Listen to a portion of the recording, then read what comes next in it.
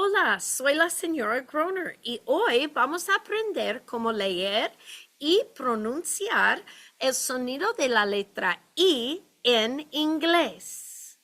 En inglés, la letra I se llama I. This is the letter I.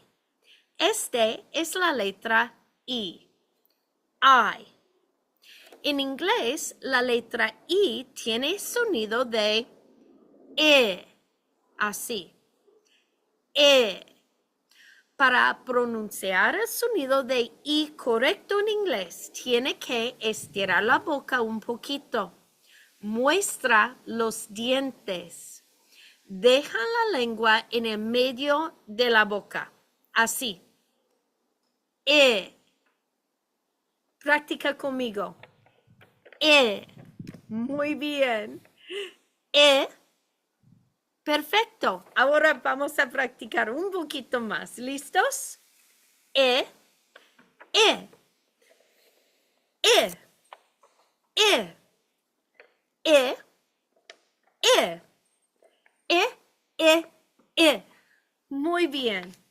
Una palabra muy común que comienza con el sonido de E es insect. Así, insecto. E. Insect. E. Insect. E.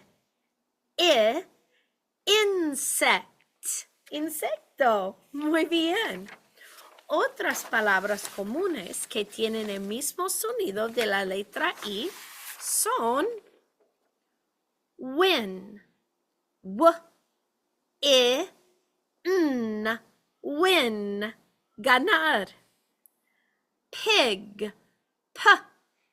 E. G. Pig. Cerdito. Fish. E. Sh. Fish. Pescadito. Win. W.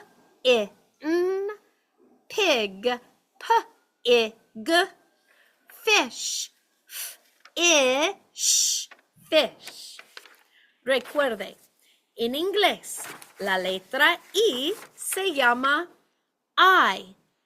I tiene el sonido de E. The letter I says E. E. Gracias por aprender conmigo y ojalá que regresan muy pronto para aprender más. Nos vemos.